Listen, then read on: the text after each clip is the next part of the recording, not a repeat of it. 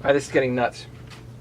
So what I've done now is I've actually double gasketed and the heat shield, and it seems to be pretty okay. I'm back to my steel bolts. It could probably use a third spacer. I'm not going to worry about it for now. I think I can get it together as is. Let's see. Two 16mm M5s for the bottom here. Still doesn't quite line up. I dremeled out the holes just a little bit. Let's see if this goes now.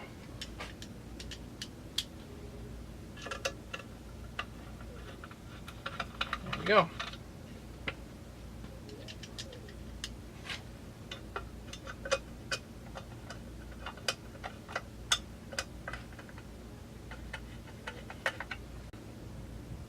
One,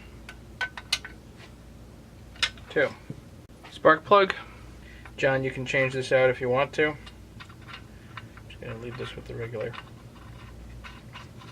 Farmer-Tech plug here. Torque down the plug easy. Decompression valve. John, you may or may not want this in there. Again, I'll let you figure out what you want, don't want.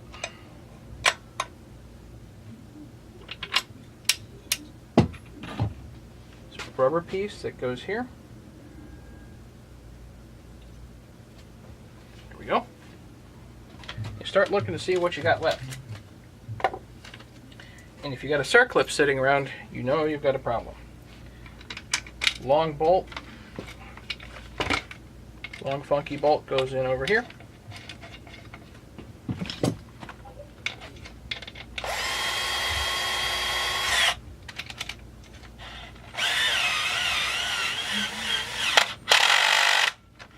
I know these studs go in up top here.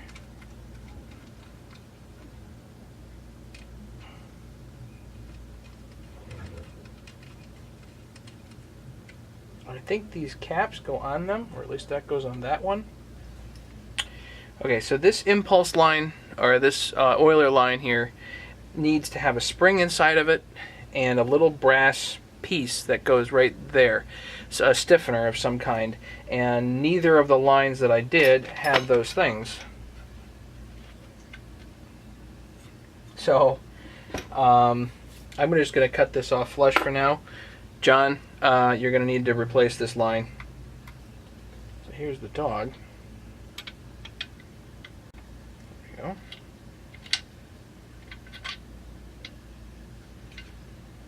Little lock nut on the other side.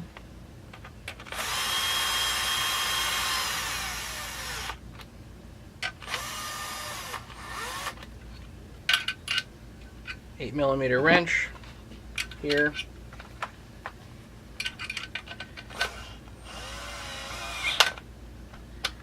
Tighten this one good too.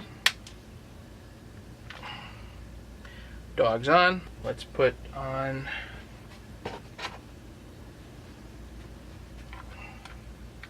oh, come on. It's supposed to just go. This guide is just supposed to go.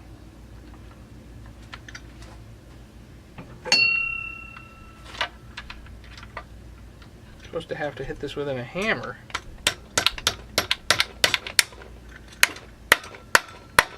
That's nuts. This plastic piece goes here. I think it just taps in.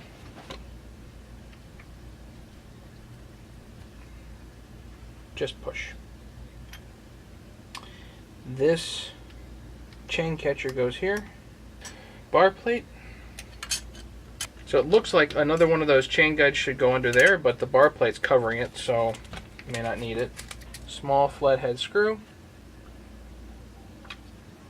Bar plate's down. But still don't have a screw for this chain catcher. That's weird. I have really no idea what type of screw might actually go in there. So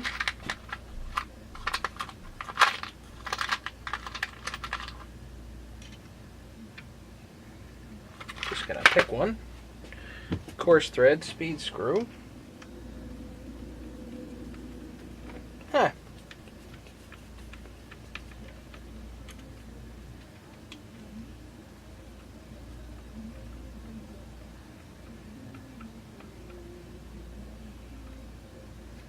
That looks like it works fine. Okay, happen to have an extra.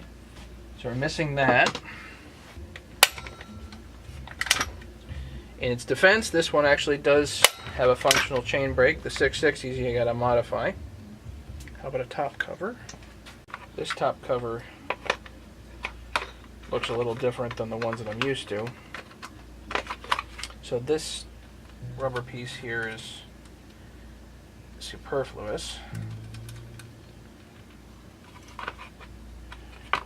This has to sneak down and around like that.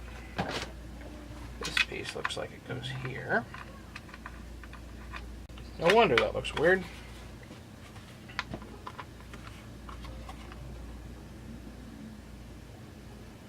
That's supposed to already be installed in there. How am I going to get it in there? Really, guys? Really? Should be in there. When in doubt, hit it with a hammer.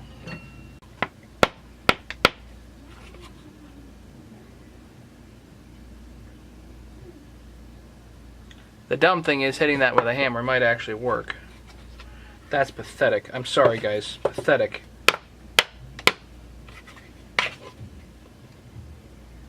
Maybe this other rubber piece goes here. Maybe.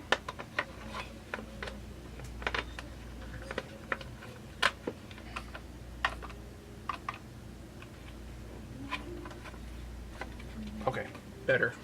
Spark plug, gonna go on. Yep, that fits better. Spark plug wrapped the other way.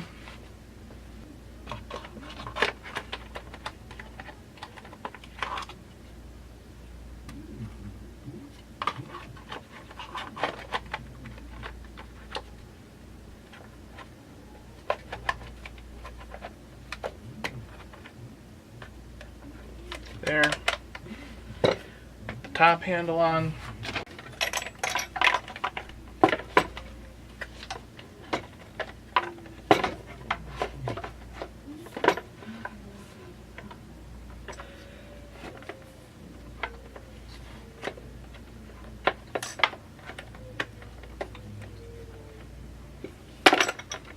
Well, so far it looks like this handle doesn't fit at all. I'm going to put one bottom bolt in partially. Put the other one down.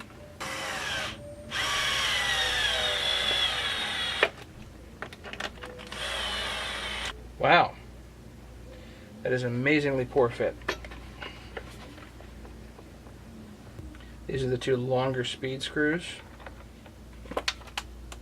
Grease, just in case.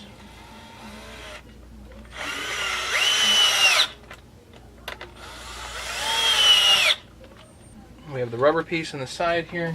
They gave us 3 of them. I guess we can choose. Should be pretty easy to adjust, so we'll pick that one. That one fits all right. I'm gonna pull this off for the first start.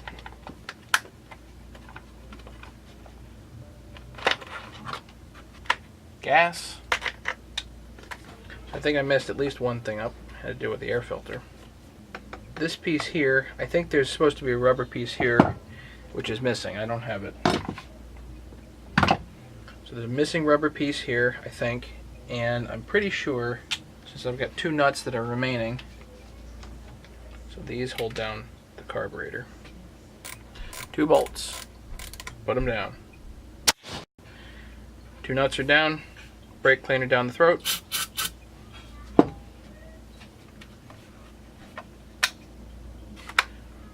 Choke. Should be on. Yep, we got a pop. Off choke. Usually like to crank in the idle a little bit.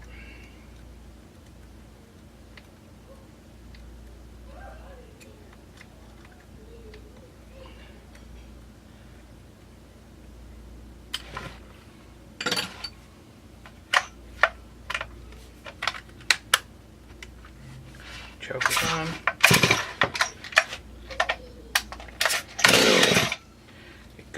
the choke on. Let's go to half choke.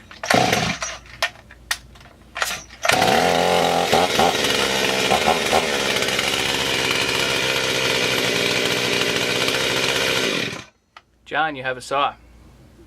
It ain't perfect. You're going to need to do a bunch of stuff to it, but you, sir, have a saw. I'll get her tuned tomorrow morning, if at all possible, and shipped out. So far, I'll be real honest and say I do not recommend this saw. At least I don't recommend the kit. Overall, this is kind of a pain. Like a real pain. And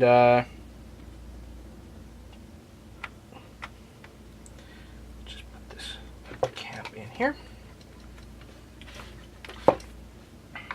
It's just a pain of a kit. So the whole setup here is really kind of wonky. Maybe it's just not what I'm used to, but it's kind of wonky. And I don't know. It's not my style. It's not my style. The 660 I could probably get used to, but this is not really my style. So yeah, so we'll get her tuned tomorrow. It overall, you know, it has issues with the kit. I can't check the oiler because I don't have the part here.